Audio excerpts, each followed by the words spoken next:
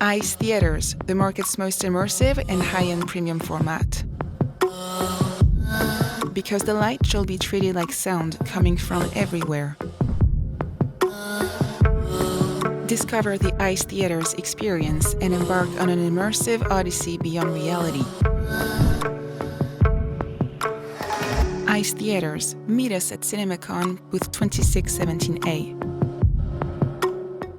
So many people on our corporate team started at 16 as a frontline concessionaire selling popcorn and rise through the ranks and have grown with us. And I think that is so important because it brings empathy to our corporate team to remind all of us what we're really doing, which is spreading the magic of the movies to people. And so I think surrounding yourself with a group of people who have the same passion as you do and the love of this industry, and people who have been there on a Friday night at 7 o'clock when it's the lines out the door and the popcorn machine broke down and the stress that comes with it, helps us grow as a team and feel connected and be reminded of how important that frontline staff member is to the company.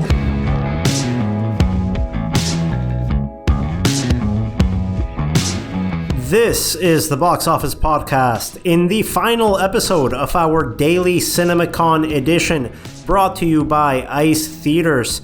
We're finally done. I'm so happy. It was a great show, but once again, we are completely exhausted, and maybe we'll make it to our flights. There's been times I've missed it. I have to accept it. Sometimes that, what was used to be known as the Seahorse Lounge over here in Caesar's Palace, it's usually a late night there on Thursday evening, finishing up the show. No exception this year, but, we're still around. We're still doing this. We're keeping it professional. I am joined once again by our co-hosts, Rebecca Pahle and Shawn Robbins, to recap everything that happened on the final day of CinemaCon 2022. And in the feature segment of today's episode, we have highlights and a recap of that Wednesday 7:45 a.m. panel, How to Attract and Retain a Talented Staff. That was moderated by NATO's Jackie Brenneman and featured panelists that include Brittanie Bagby Baker, the EVP and Chief Operating Officer over at B&B Theaters, Scott Forman, the EVP and General Sales Manager over at Warner Brothers, and Pat Gonzalez, the SVP of in-theater marketing over at Paramount Pictures. Wait, how could I forget Brian Schultz, our friend? I can't forget Brian, the founder and CEO of Look Cinemas. He's also in there. We will be bringing you highlights of that panel session. That, yeah, you know what? If you slept through that, if you missed it, if you had a headache at 7:45 a.m., don't worry. You can now catch up with it on your drive home, on your commute back, wherever your flight may take you. We are happy to bring you this week's episode, or the final episode of this week. Long week. Rebecca, Shawn, we're at the finish line. Let's just take it away. Yeah, another CinemaCon over. I mean, I definitely feel like this was an exhausting week, but it was tiring. It was tiring, but it was incredibly, it was a great week for me as well. Yeah, Shawn, you haven't actually been able to join us here in Vegas for a couple of years for some mishaps. Finally, I'm glad to be side by side with you in this year's event. What was your reaction coming back here to Vegas? Yeah, I think this was a great show. It's a little bit like summer camp to me. Like, you get here and it's kind of, there's this pressure of the week ahead, and then it's over and you're tired and you're ready to go home, but at the same time it's going to be weird going home. You reconnect with all the people you saw. Yeah, all your friends from last year. Yeah. Oh, you didn't come last year. What happened? Yeah, that's a great way of describing it, Shawn. And also talking about summer camp and people that we like to see from time to time, but maybe not often. Of course, I'm joking. We've got our CEO, Julien Marcel, joining us here on the podcast. Julien, welcome. Thank you for paying us. Thanks so much for having me. I'm a bit exhausted as well, but I'm over the moon after my screening this morning. Obviously, that's a big part of what we're going to be talking about.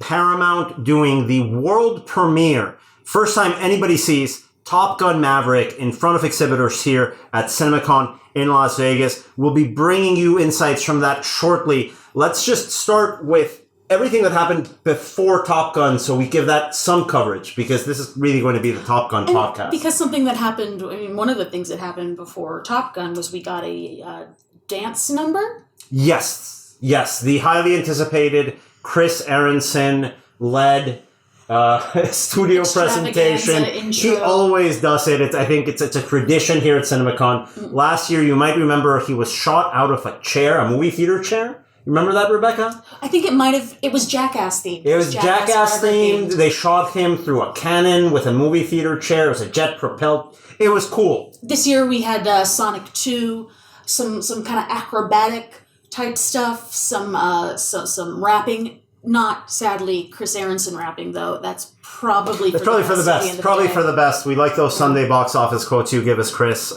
It's fine that you don't rap for us.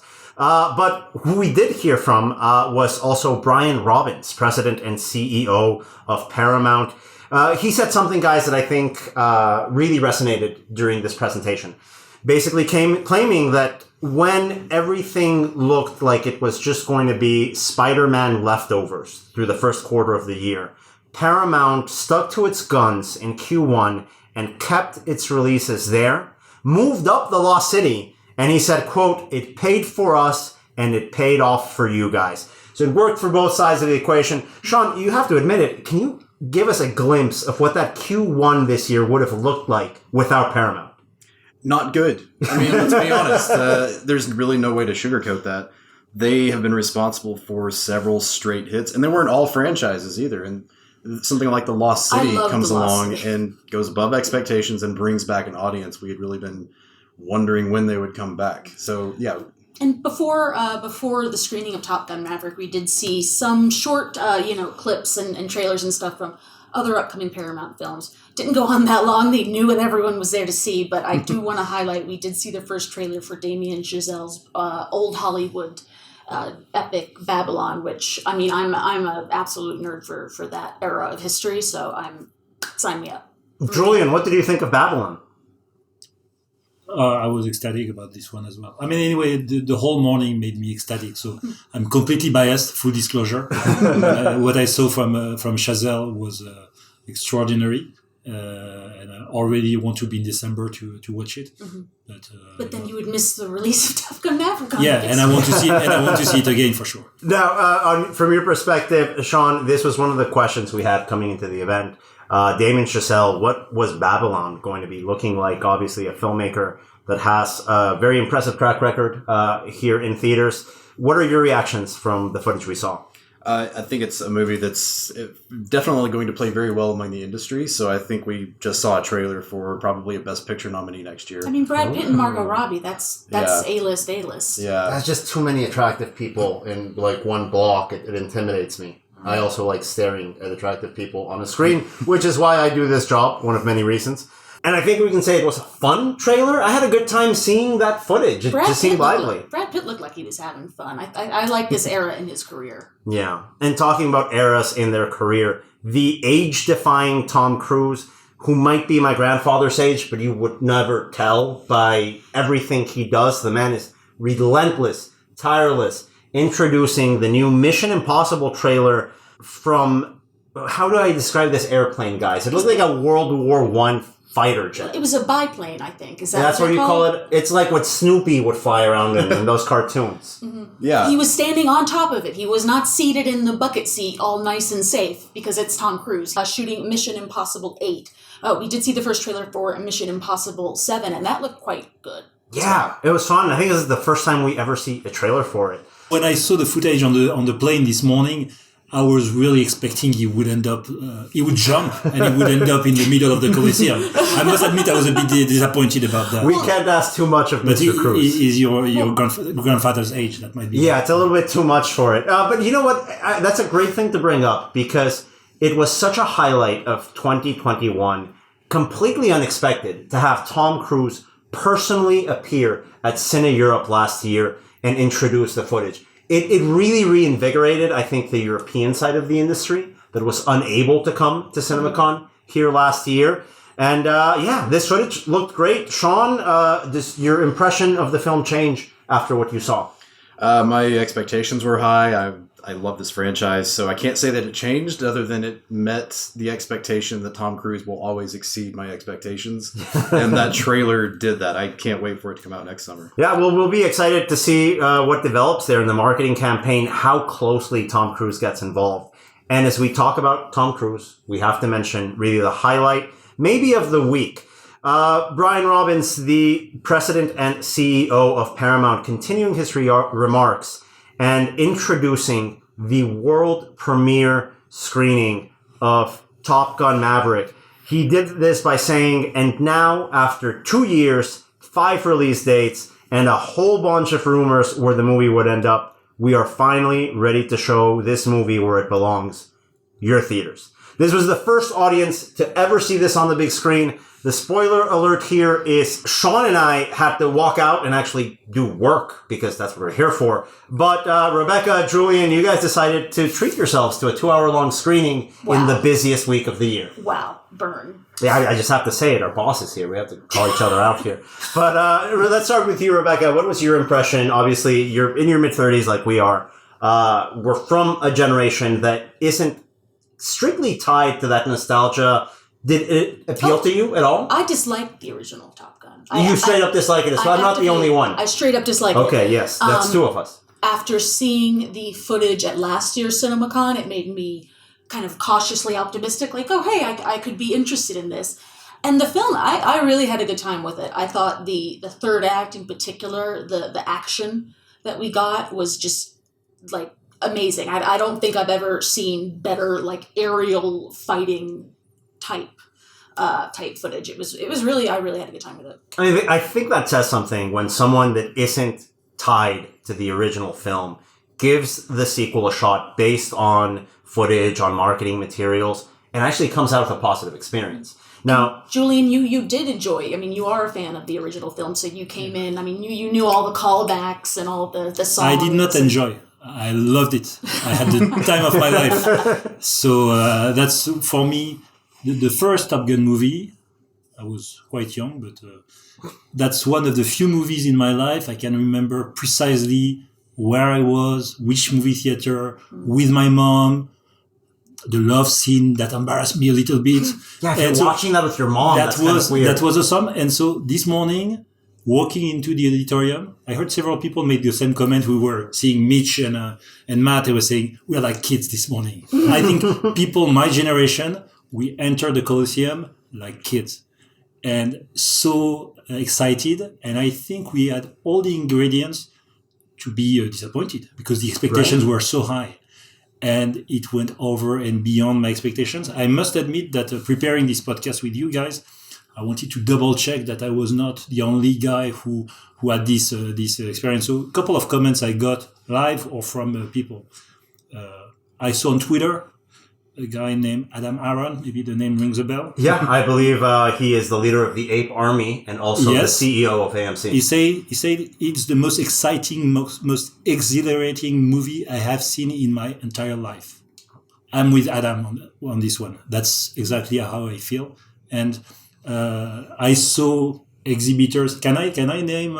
You can go ahead. Can I name Mariam Al-Basha crying when getting out of the movie? We love Mariam Al-Basha. And she was so moved. Can I name George Ruman, who told another friend of Box Office, exhibitor, has an independent theater over in Wisconsin. What did he say? Because I know he was very effusive in the conversation you had. He told me the one catchline I got from our conversation over lunch was, that's why we build movie theaters. And indeed, for me, this screening this morning was the perfect conclusion, although we are not completely done yet. But for the last day of CinemaCon, that was perfect because all of a sudden, all together in the Colosseum, we had the opportunity to experiment at its best what we have been talking about for the whole week, exhibitors and studios together, which is nothing replaces the big screen. Oh yes, this morning, nothing replaces. Why?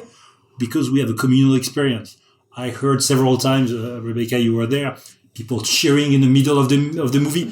I never cheered during a movie. I could not refrain. I was so exciting. People applauding, people crying. The reception was amazing. And Daniel, you also talked to some exhibitors and kind of informal straw poll type situation. Yeah. So I missed the screening. I wanted on purpose to gauge what some of those reactions were from exhibitors. As those who follow our publication know, we did a readers poll of exhibitors in our publication last year and asked and asked the exhibition community, anybody working in a movie theater today, they could write in and vote for a number of categories.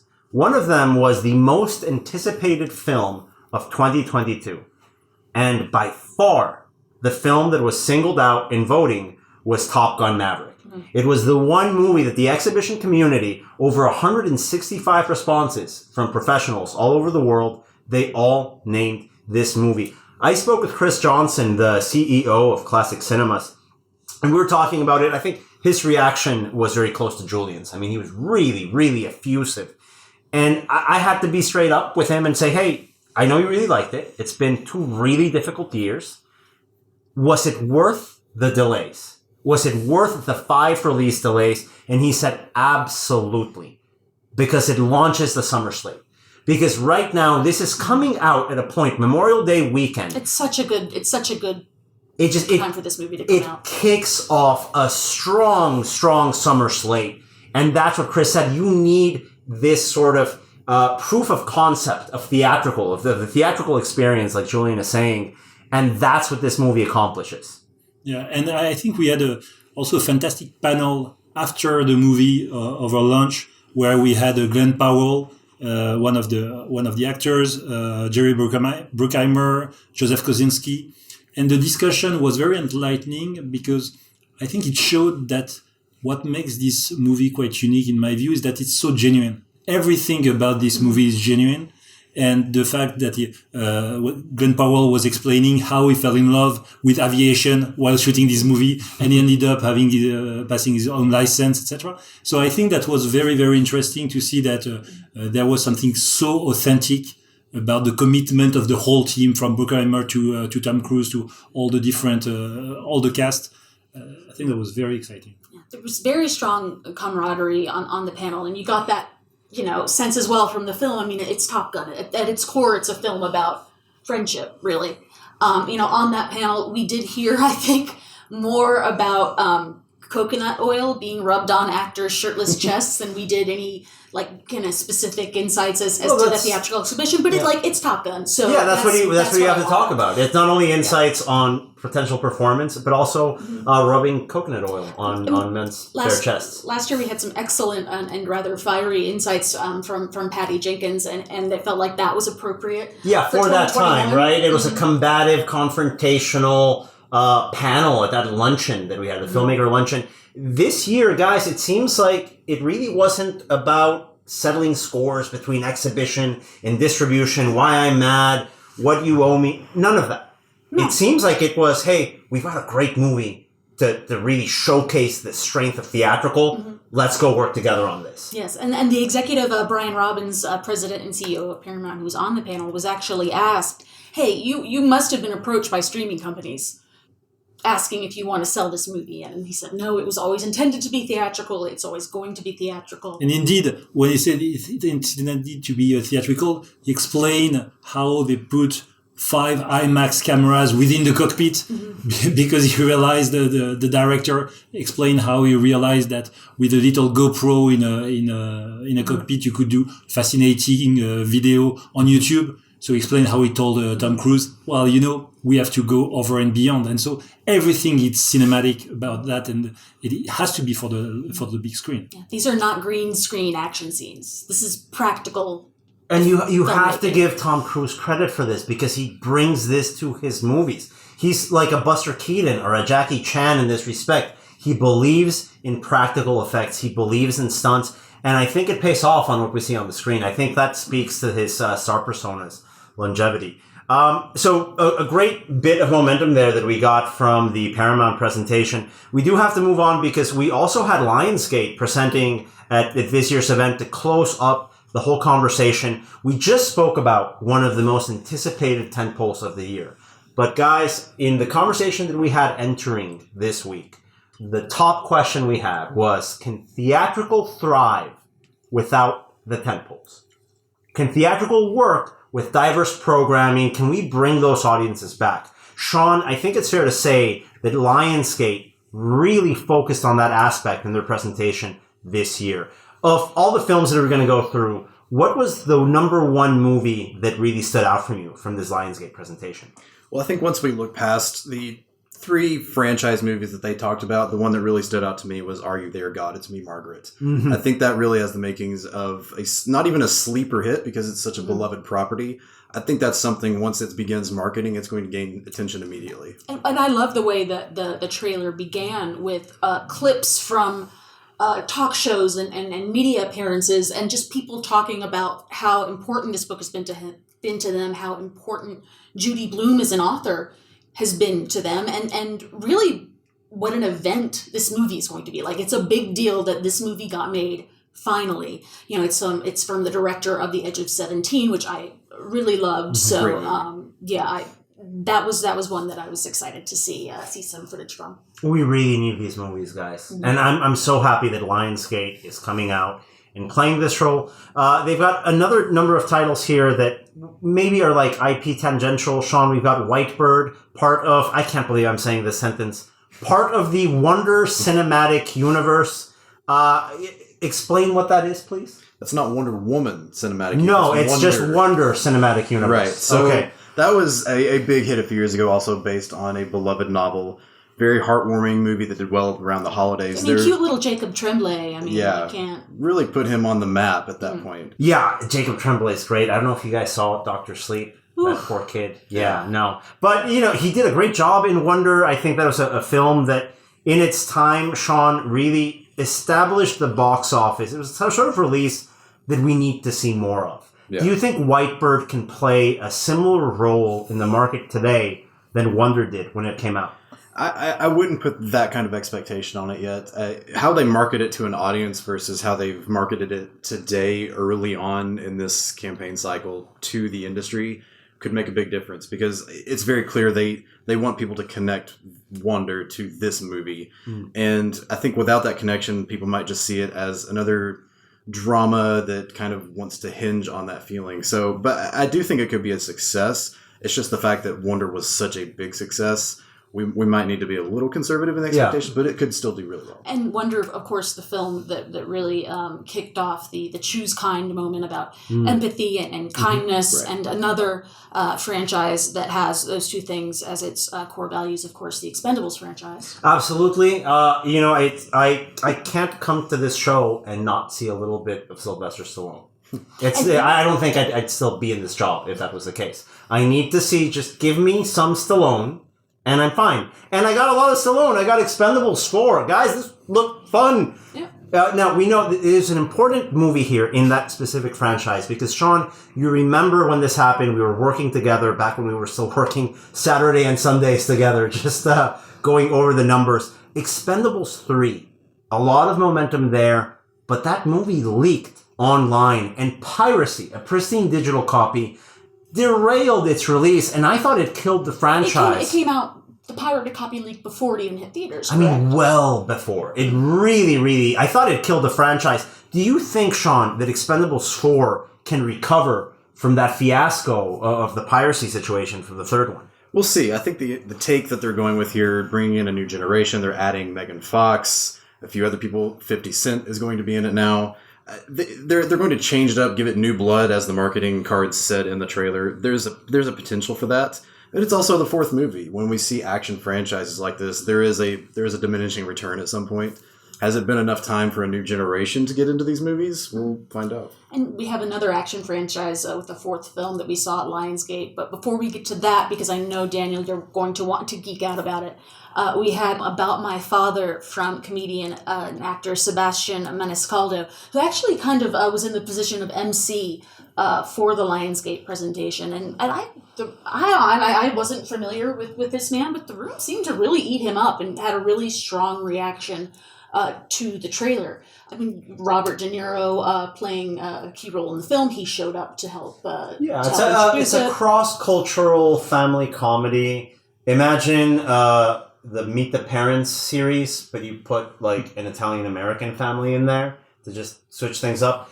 I thought it looked funny, and we need these adult skewing comedies. Man, it's been ages since I saw an adult skewing comedy on the big screen. I guess Lost City, that definitely probably plays into there. It feels very STX kind And of. it's been a Yeah, theme this yeah. week too with what we saw at Universal. That's a new theme, I think. Right, So- right. We saw that with Bros. We saw that with Easter Sunday. We thought this movie was dead, Shawn. You've been following the market. You're tracking everything that's coming out. Can we see this part of releases really get revived by the titles we saw from Universal and by Lionsgate? Yeah, I think so. Because we're coming out of the pandemic, I think that's going to alter audience tastes. What do people want to see after these past 2 years? And I think they've always wanted to see comedies, but they want to see something new. They don't want to see the 25th version of When Harry Met Sally. We've seen that plenty of times, and there are 50 more versions of it streaming somewhere. What we've seen, I think, at CinemaCon this week from comedies really offers a bright light for the genre. Yeah. Daniel, I mean, what was your? I know the answer. What did you think of the John Wick 4? Because that was the one that I think everyone was looking forward to here. Certainly, it was what I was most anticipating from Lionsgate. Julien got his Top Gun Maverick. I got my Expendables 4 and my John Wick 4. And I am very happy I got both of them. I'm very happy Keanu Reeves showed up. It was great. Everyone likes Keanu. He was charming. That someone yelled out from the crowd, like, "We love you, Keanu!" Because we all do. We all do. Because it's Keanu Reeves. Before we saw the world premiere of the footage, was it the trailer? I think it was a trailer, no? Right. I don't know what technically it's going to be, but it was great footage. Before we got to see that, we saw Joe Drake, the chairman of the Motion Picture Group over at Lionsgate.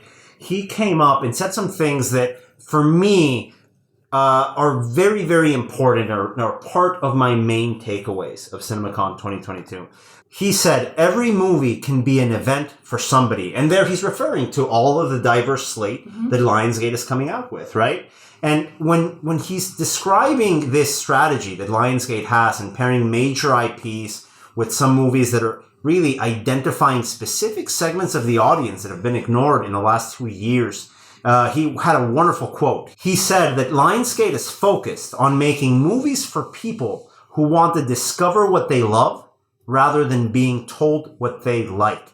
I love that. Yeah. That's what I identify with that sentence as a moviegoer. And I forget the exact phrasing of what he said, but it was something to the effect of, guys, there are weekends when we don't have a movie from the multiverse coming out. Yeah.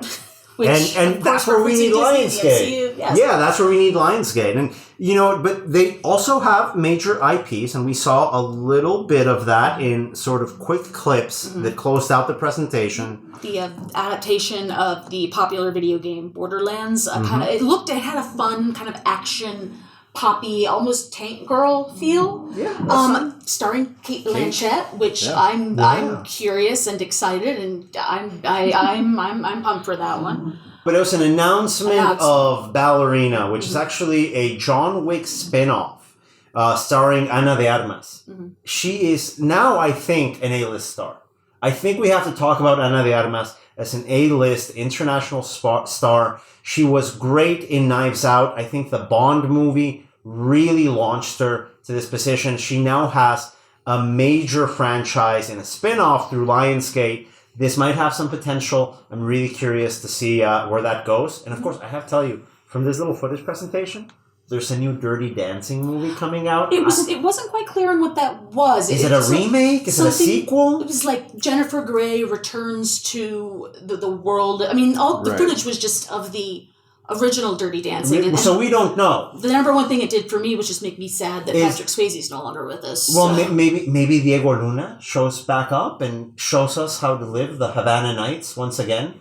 Maybe not. Maybe that'll hurt it. But that's an IP that has a lot of positive nostalgia to it. And ditto, I mean, it's a newer IP, granted, but a new Hunger Games movie coming out. Of course, Lionsgate had two massive franchises in the early aughts in the Hunger Games and Twilight. The author of the Hunger Games series has written a kind of prequel book, the Book of Songbirds and Snakes, I believe. That's a book title, apparently. I think that is the subtitle of the movie as well, and I think they should change that title. That's just me. But you know what? The Hunger Games is the important part of the title. They could put any subtitle they want. Shawn, this franchise was crucial for elevating Lionsgate to a major-like level in the mid-2010s. Looking at this title presentation, how much life does this Hunger Games IP have to it?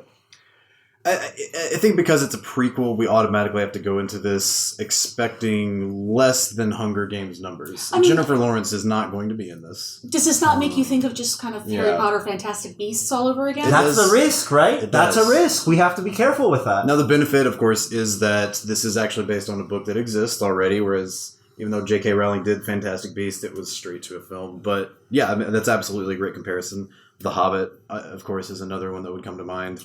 But it's still a brand that I would think would sell. It certainly has had a longer life, I would say, than the Twilight. So we'll see how that plays out. That is a November 2023 release. That prequel to the Hunger Games series. Now, before we close up, can I ask? I want to put all three of you on the spot here. Of the footage of all the films that we saw this year at CinemaCon, what is your number one most anticipated now? Now let's start with Julien because I have to think about this. Let me really think about this. Sorry, guys, I put you on. Tough question. No, the movie I really anticipate is the one movie that I'm gonna see in 27 days. I'll be in Cannes, and that will be Top Gun in Cannes on May 25. Well, you know what? Sean and I haven't seen Top Gun. If you're going to be in Cannes, we're available. I don't know. Do you have anything on your schedule? I can clear. I think we might want to see this early after your recommendation. Clever. So yeah, Top Gun Maverick. Yeah, I think that echoes what a lot of people are saying coming out of this event. I still have to take some time and think about this because I don't want to say the obvious and say whatever Sylvester Stallone is saying.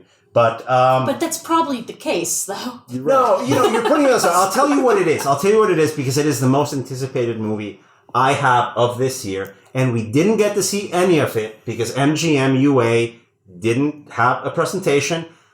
I want to know what's going on with Creed 3.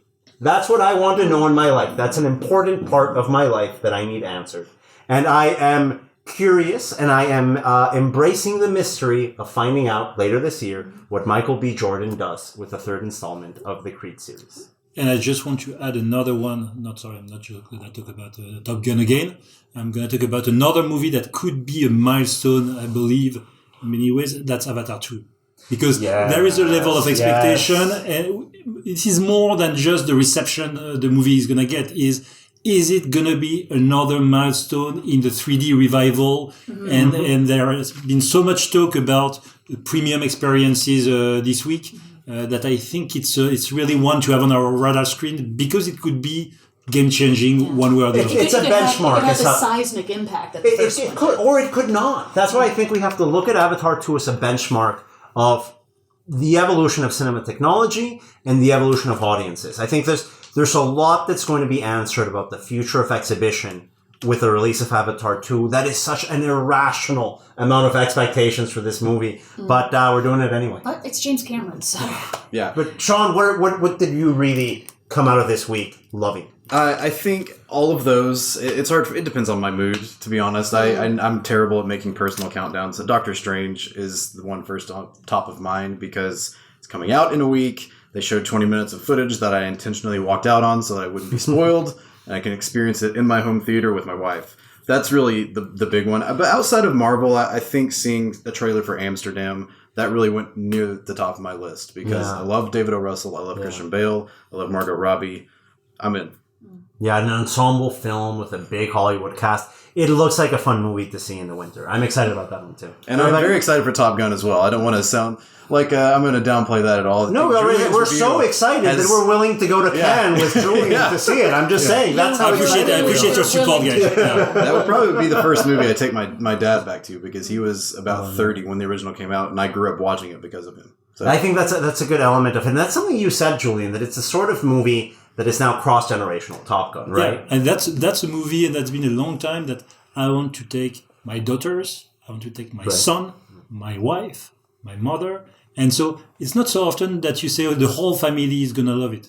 I'm a bit biased. I want to take my whole team, not necessarily in Cannes, but the whole team. Well, during the filmmakers' lunch, the actor Glenn Powell was saying that his father showed it to him on VHS when he was 10, and his father kept looking at him to make sure he was... Like, it was important to his dad that this little young Glenn Powell liked the movie. I did the same with my kids. I took them to San Diego, and we were in this hotel in San Diego, and that's the moment when I made them discover Top Gun, because that was the place. If you don't like this, straight to the orphanage. But we'll see how that plays out. May 27th, Memorial Day weekend, we have the domestic release of Top Gun Maverick. A lot of people here at CinemaCon 2022 are probably going to go back saying this was the highlight, this was the defining moment of the event.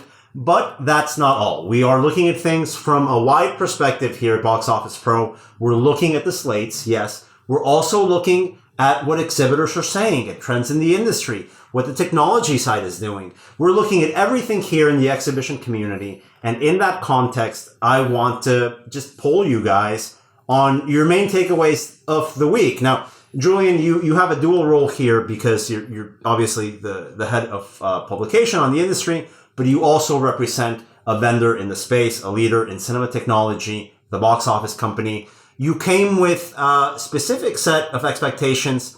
It's been 3 years since you were at a CinemaCon. Did this meet your expectations? What was your main takeaway? Yeah, absolutely. For me, that was a fantastic CinemaCon. I came here to see what the future holds for the industry, and we're gonna leave very energized with a couple of key messages that for me do really matter. Number one, and it was repeated again and again, especially by Rolando Rodriguez, which is we are back as an industry, and really I think we could feel it. The second thing is that we are back, provided we provide top level experience, premium experience, and I think clearly I've never participated to a CinemaCon with that much focus on premium experiences. And how fitting was it that we had our friends from ICE Theaters as a sponsor, and I know that they did extremely well throughout the week, and that's a good sign of the appetite for a premium experience. This premium experience is not only technological, and I really keep in mind all the jokes that Jamie Lee Curtis did yesterday in her fantastic intervention, which is our industry is about indulging people with a unique experience made, of course, of great technology, but also of kindness, taking care of people and being kind to people. And that's a communal human experience. And that would be maybe one of the reasons to go full circle on why we are back and why we need to be back is because what we do in the theatrical industry is good and necessary. The world really needs this communal experience in the real world, getting a bit emotional there. But I really believe that's one of the takeaways, which is let's remember all together that what we do really matters. And it's not just an industry fighting for its own good. It's important that we bring our kids to the movies and that we have family experiences together. So that's this mix of technology and human experience that makes the movie experience relevant. That's really my takeaway from the energy I got from this week. I would say for me, with what looks to be the coming of an incredibly strong summer slate, we could be kind of exiting or transitioning out of this period of recovery and entering into one of renewal. And I mean that not just in terms of box office and numbers and films, but of exhibitors and vendors and everyone in this space coming out of this existential crisis and having looked at it and asked themselves, what are movies going to be in the future? Separate from COVID even, like how can we get people to come to the movies who didn't even come before? I feel like there was like, I don't know, almost an identity crisis, and it's kind of like flipped a switch. Our industry has a chance to reset. And we have to be honest, there were a lot of things wrong with the industry before the pandemic that we tried to gloss over as a community, as an industry. And this is an opportunity to recognize those aspects that were broken and fix them. And part of that is making sure that we engage more audiences, that we bring back infrequent moviegoers, that we depend less on tentpoles, because as we saw during the pandemic, if you rely on one studio to bring most of your money in, maybe that studio changes its mind. There's a lot of those aspects that I think the industry has a golden opportunity to fix. Shawn, you're looking at the entire industry here in a very practical way that helps our readers and listeners. What's going to help fill your theaters? What's going to help you sell tickets? From your perspective, what are your main takeaways from CinemaCon? It's a combination of everything all three of you just said, because this is, at the end of the day, this is a business, but it is also an important part of our culture. And it's something that we haven't had as part of our global culture for the past 2 years, and it's coming back. That was a big theme in Paramount's comments today from Chris Aronson and Brian Robbins. People are coming back. We've seen that the last couple of months. Now the goal is to have the content. And what we saw this week shows us the content is coming. And it's not next year. It's not in 6 months. It's next week. It's next week. Yeah, absolutely. With Multiverse of Madness, absolutely. For me, my main takeaways, I actually look back on a couple of weekends ago. I was working the Sunday numbers over at boxofficepro.com.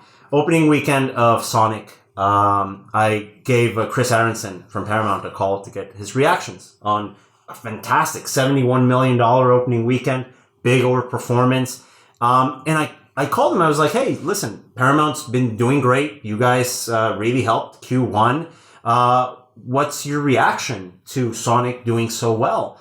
And especially as we're still kind of in this pandemic malaise, right?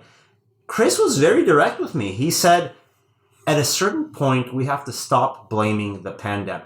Mm-hmm. That's something you actually echoed earlier this week, Rebecca. Except I was always quasi-apologetic about it, whereas I'm sure Chris Aronson just kind of came out to and the said point, it. right? Yeah. But that really stuck with me. At a certain point, we have to stop blaming the pandemic, and we really have to take accountability on getting in the right track. And what I saw this week, being completely honest, gives me a lot of confidence that we are. In every aspect, from concessions to technology, operations, and definitely with the studios that showed up and made a huge effort to make this a very memorable CinemaCon. I think this has been a fantastic, energetic, and revitalizing week for everybody. And I want to add one last comment that only I can do as a guest to the podcast. People love your podcast, guys. I've spent the whole week with a lot of guests, a lot of participants telling me about the podcast. They know that I'm part of the box office as well. And I can see all these comments, and I can also see the figures that are in front of me. You're going to end up this month with 30% more audience than any months before. So congrats, you're doing a great job. We're happy to tap. That's thank you. Can't come to CinemaCon every year. Yeah, no, I don't know what's going on. Yeah, no, thank you so much to our listeners. As Julien mentioned, we are flattered with all your support. Rebecca, Shawn, myself. It was great for us on a personal level, walking around here, meeting so many of you, hearing your nice comments. And if you had nasty comments, thank you for not sharing them. We appreciate that as well. And we're here with Guillaume Thomine Desmazures from ICE Theaters. We just spoke, what was it, like a week and a half ago? Not that long ago we had you on. And it feels like it's been 3 months since. I mean, I don't know about you. I'm exhausted at this point when we're recording. I am dying of exhaustion. I am literally knackered. It's been a tough week, but a good one. I think positive. I think I'd be worried if we were talking right now and we had a lot of energy, we were well rested, and wondering where all the people are. You spent all week here at CinemaCon at the trade show floor at the ICE Theaters booth. How many people have been coming? Is it a busy show? Because in 2021. There wasn't that much of a turnout. How is it different in 2022? Well, let me put it this way. I was kind of stressed to not have enough people passing by. And now I'm really stressed because I don't know how I'm going to attend all that people who can buy, asking for price proposal, exclusivity deals, wanting us to travel to their country, to study their theater, and to be up and running with ICE Theater ASAP. You have that mountain of business cards that you told people, I'll email you when I get back. Here's a spoiler alert, Guillaume, you're going to email them probably in 2 months. That's the grace period we have in this industry. You're going to run into people at Cine Europe and say, hi, I met you a month ago. It feels like 2 weeks. I hope I'll be better than that, to be honest. But in a nutshell, CinemaCon for us is always the opportunity to see everybody. And it's where the big deals are getting closed. And I'm very confident that between the meetings we had at CinemaCon and the Cine Europe, which is coming, some huge announcements will be spread in the press. Well, we're excited to hear the latest from ICE. As we know, earlier this week, you guys closed a deal with Apollo Cinema, the largest circuit in the Baltic region. You're in the flagship location in Estonia. When is that opening? It's later this summer, right? Yeah, it's during August, mid-August. We're really, really, really proud to have been selected by Apollo.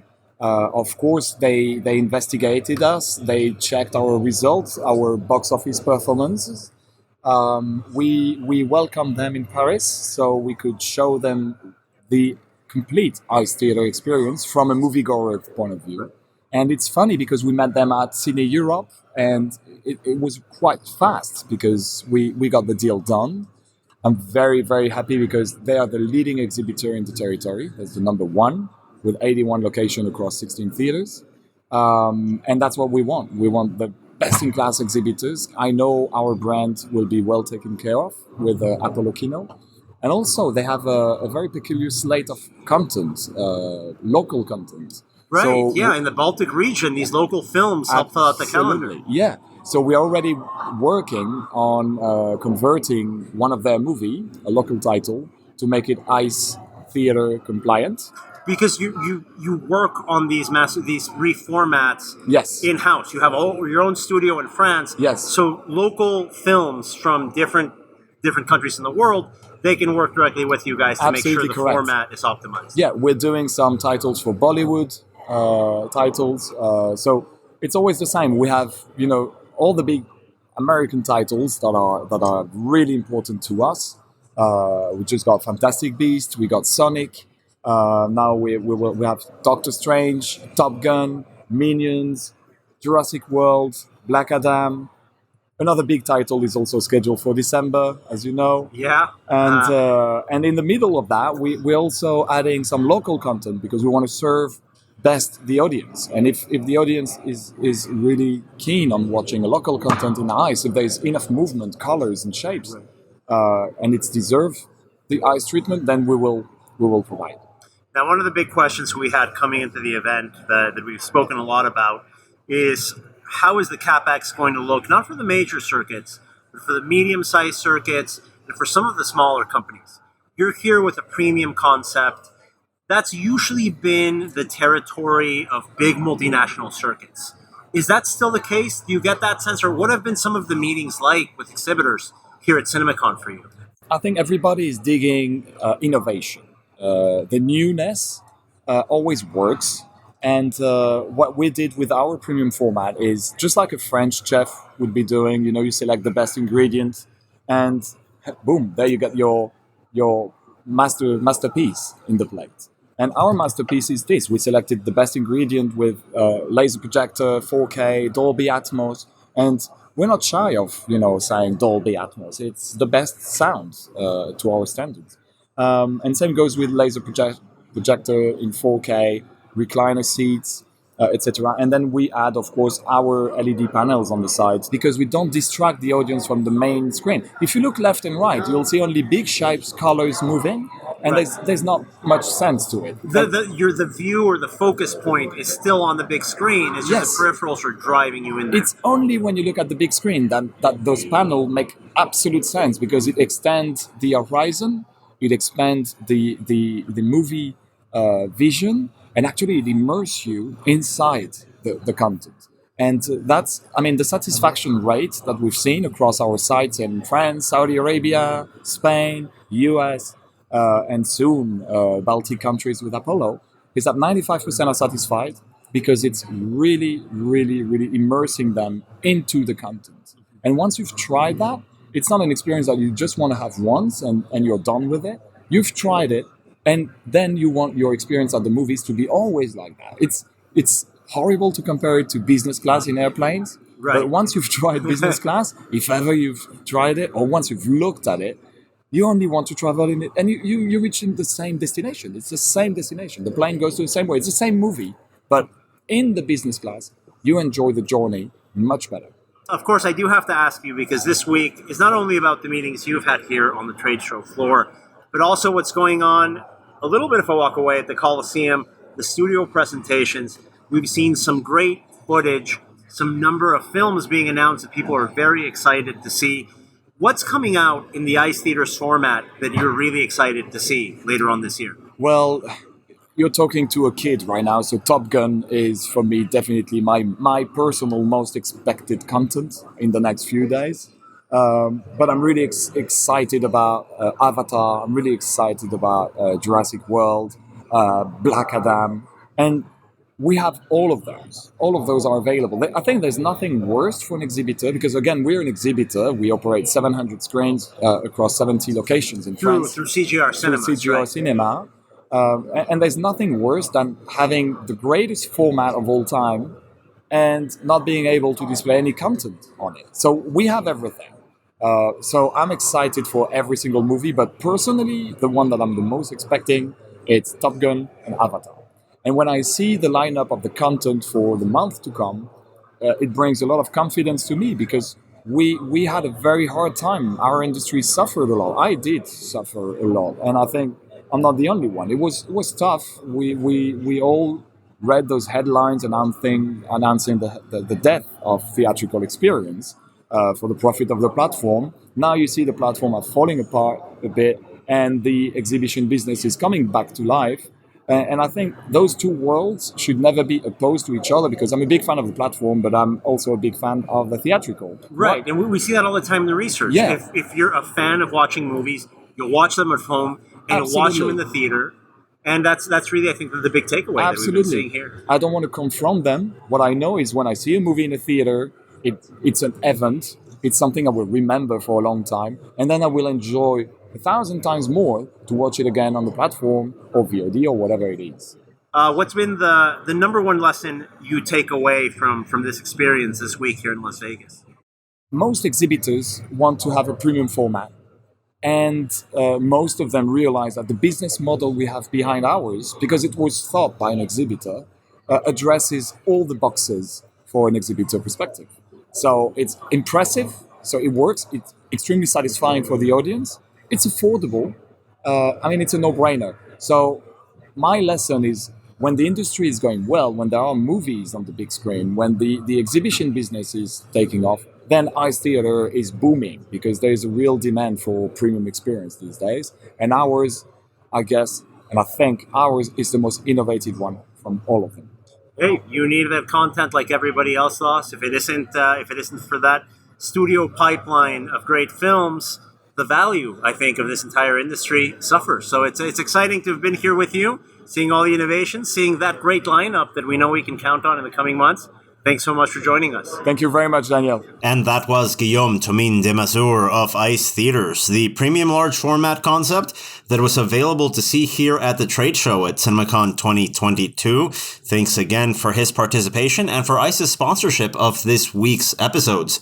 Now, moving on to the feature segment of our podcast, we have highlights from that Wednesday morning panel from CinemaCon, How to Attract and Retain a Talented Staff. The panel is moderated by Jackie Brenneman, Executive Vice President and General Counsel of NATO and the President of NATO's Cinema Foundation, a very interesting initiative that was announced a couple of weeks back. You can find out more about it on our website, boxofficepro.com. But let's go right into this panel because we've got some insights from Brittanie Bagby Baker, the EVP and Chief Operating Officer over at B&B Theaters, Scott Forman, the EVP and General Sales Manager at Warner Brothers, Pat Gonzalez, the SVP of In-Theater Marketing at Paramount, and Brian Schultz, the founder and CEO of Look Cinemas. Let's take it away. With the success of our industry being dependent on a great experience, it's also critical to have a great team. So I'm going to start with you, Brittanie. What were the top actions you took to attract and retain a great team as the industry started to come back? Well, we were really fortunate that we tried to remain in constant communication with our people. You know, like so many of us in the room, we had to furlough so many of our employees during this time. We got down to a very small staff for a period of time when everything was closed. But we made a constant commitment to stay in communication with them, to be as open and honest and transparent with what was going on, and to remain as optimistic as we could. So we were very fortunate that so many of our people believed in us, believed in this industry, and came back as quickly as they could and as quickly as we got reopened. However, there were situations where people needed to move on. They needed to find other jobs. Maybe they were dual income households and now they needed to move to single income households because of childcare, whatever that is. So there still was this growth and this huge trajectory that we had to go on to get ourselves back up to the levels that we needed. We hosted hiring fairs in our theaters, which, depending on the market, some were very successful and others were shockingly unsuccessful. Things that used to work pre-pandemic suddenly didn't work for us anymore, and so we had to get creative in how we were finding our staff. We've actually hired someone on our corporate team. This is very new to B&B, may not be new to others, that is focused on talent acquisitions, and are focused on finding potential employees in new places. So focusing on Facebook and boosting posts there about how fun it is to work in a theater environment, and communicating through Facebook Messenger is actually a great place to actually engage with potential applicants. ZipRecruiter is another place that we've gotten very heavily involved in using to find especially management and our corporate staff. So it was looking for new resources and new tools. It was engaging in the community, connecting with our chambers and our local community, Chamber of Commerce and our local communities.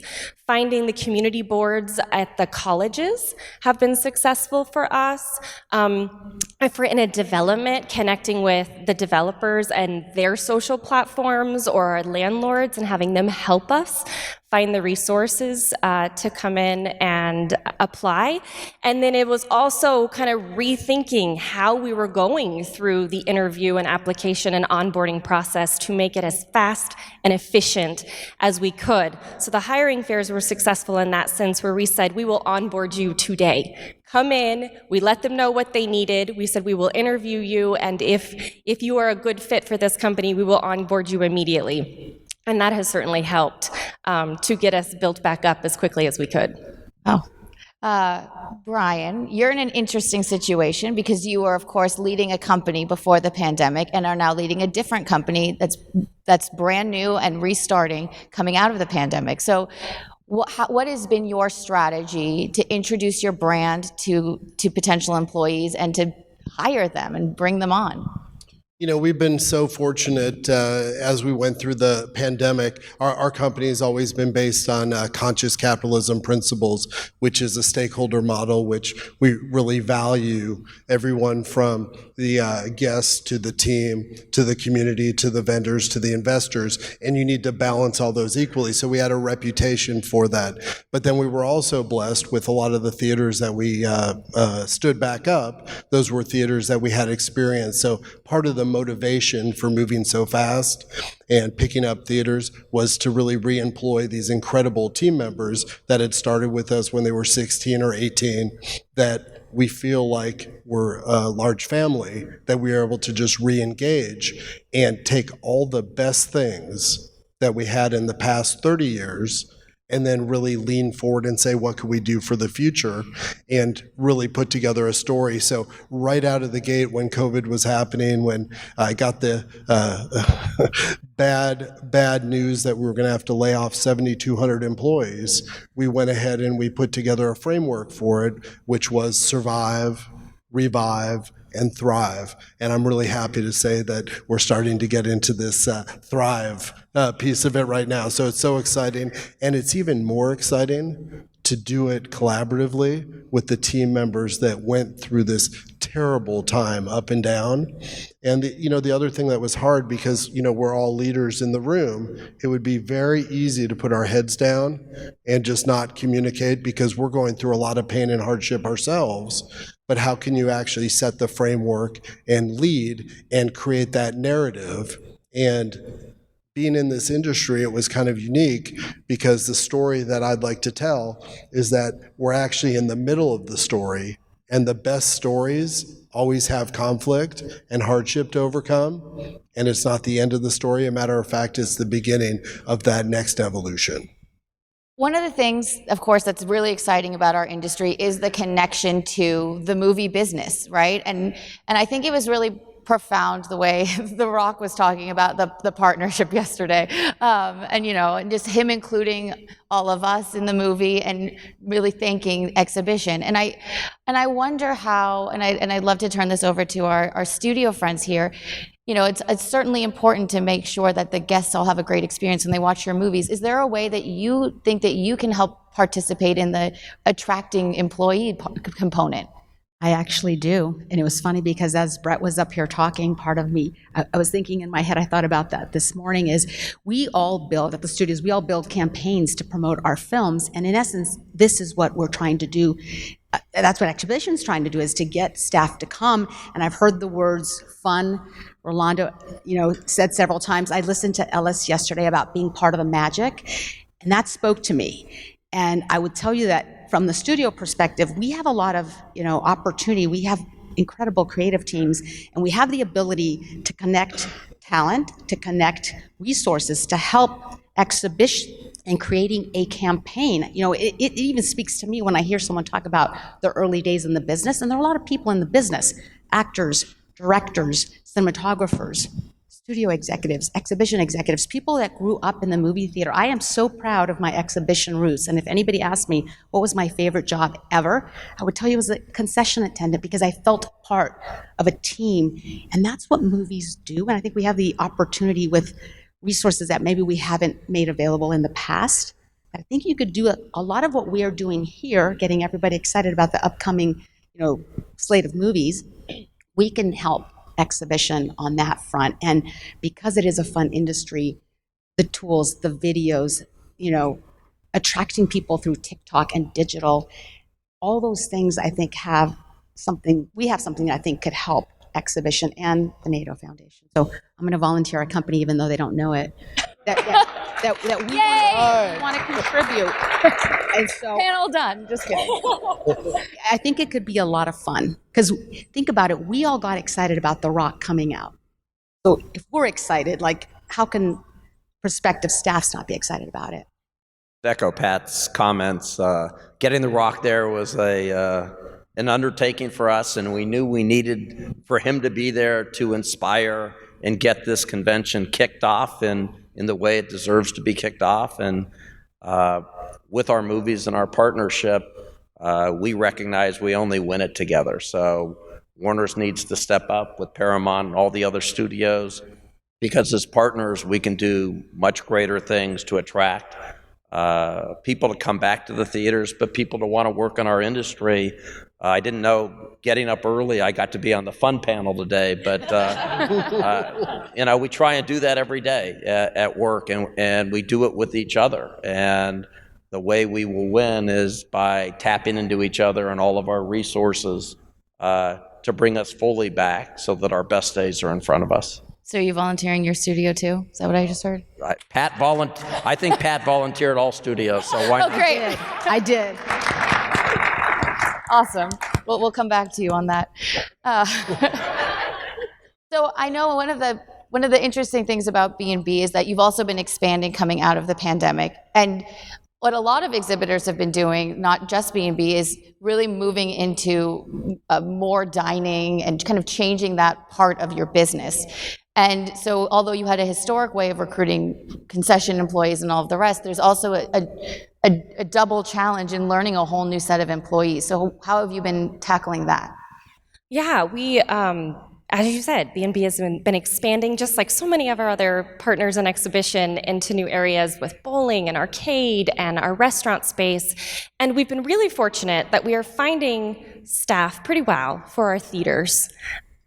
As we've all been saying today, it's a fun business, and people want to come work in the movie business and get to see the movies. Where we've been struggling, and I'm sure others in this room can agree with me, is in our restaurant space. It's finding our cooks and our servers and our bartenders, and it's a whole different workforce that we're going after. It's more adult-driven. Obviously, with alcohol, there's age limitations to who we're looking for, people who are wanting full-time work, whereas the theater space, our frontline staff is awfully more traditionally part-time work.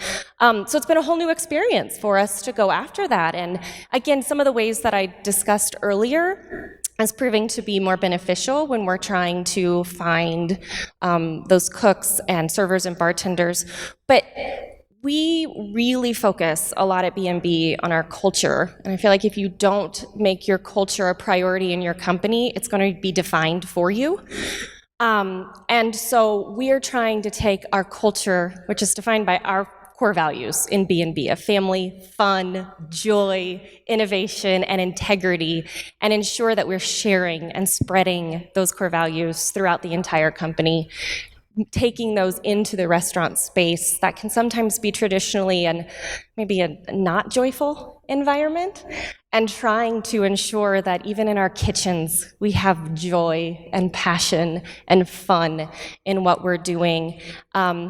And we are finding that our staff is going, this is a different environment, and this is refreshing to be in a space where we're having fun together. And so that's where we are trying to focus in changing the narrative of what it means to work in a restaurant and ensuring that it is a fun environment for everyone. Now, Brian, I know you're going to have a lot of advice to give people on this, and I had the pleasure of being in one of your kitchens, and the joy in that room was incredible. So what advice would you give to some exhibitors who are also expanding into this kind of part of the business and trying to find talent?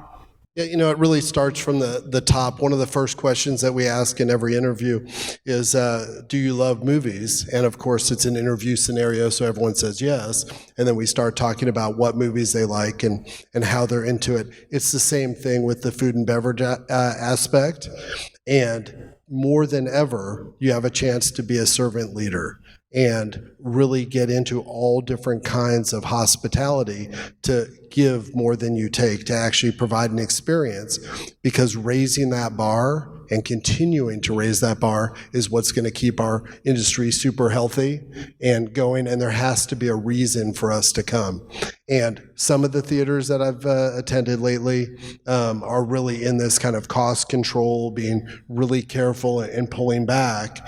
Ask each of you to really invest in the cleanliness of the facilities, in the hospitality, and in the joy. And even though we might be under a little bit of pressure, to create the environment where there's just joy throughout your entire team, because that's what's going to bring the guests back. And we have a unique chance which really comes once in a career, to reset the habits of the entire world. And I think theater going could really, really benefit from just having an absolutely great, focused, hospitality, innovative approach. Thanks. So I'm going to move now from the attracting employees piece to the retention piece, because look, there's the longevity here, and it shows that this is not just an entry-level job, right? It's important for people when they're entering to understand that there's a real career that can be had here. So I'm going to start with you, Scott. Your whole team at Warner Brothers has been there for a very long time. There's an amazing amount of retention through quite a lot. I'd love to know what you think the secret sauce is there to really keep that retention and morale high. I think it's, as we've all said, it's the culture that you create, and I think we try really hard at Warner Brothers to make it a family. We're invested not just in our coworkers, we're invested in their spouses and their children, and we keep using the word fun, but we're in a great business. Think of all the things we could sell and all the things we can do, and we're the people that have the privilege of entertaining the world. And I think we really have a strategy at Warner Brothers about doing it together. It doesn't matter how it gets done or at what level, but just do it and try and say yes and try and be leaders and innovators in what we do. And one of our favorite things to do, and it's like when I was asked to join the panel, it's like, Brian's on the panel, Pat's on the panel, the Bagby family's on the panel. It's like, how do you beat it? One of the things that has always united our team is philanthropy. And when I look around the room and I see Rick Olson and John Greiner and Lyndon Golan and so many other people, and the people on this panel, some of our greatest successes aren't on the big screen or aren't in theaters, it's in the community, and that's really bonded our teams, and I think bonded and made this industry so unique. And the foundation having a charitable component, along with Will Rogers and Variety, how many industries look out not only for their own, but to make the world better? And I think our team realizes it's a privilege just to be part of it. I'd love to hear some other thoughts on how you grow your employees, how you take them from entry level to high success. What are the cultural components that really allow that to happen? Anyone?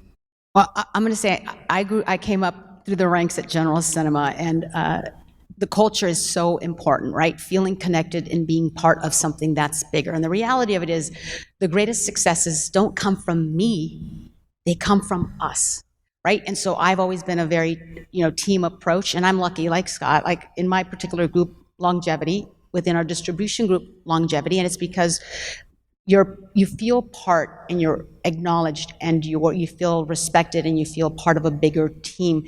Family, that is what our industry is. I don't know anything other than this business. And I feel warm and welcomed and I feel part of an extended family.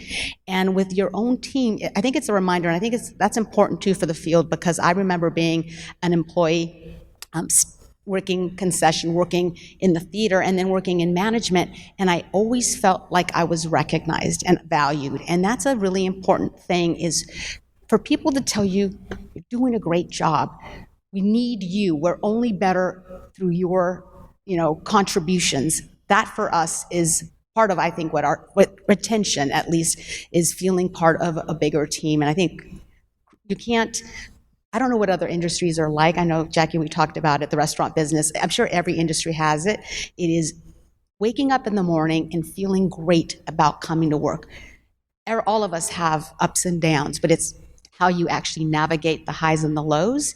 And I'm a big believer in making sure that everyone that joins the group, and especially if you enter as an assistant, cultivate your talents and get you the experience you need so that we can move you up. And I'm really proud. On my team, at least 3 or 4 of the team members were my assistant at one point, and we had a chance to move them up. So homegrown talent, look for it and then acknowledge it and give them the opportunities to grow. I love that. I think that makes a lot of sense. I want to add one thing to that.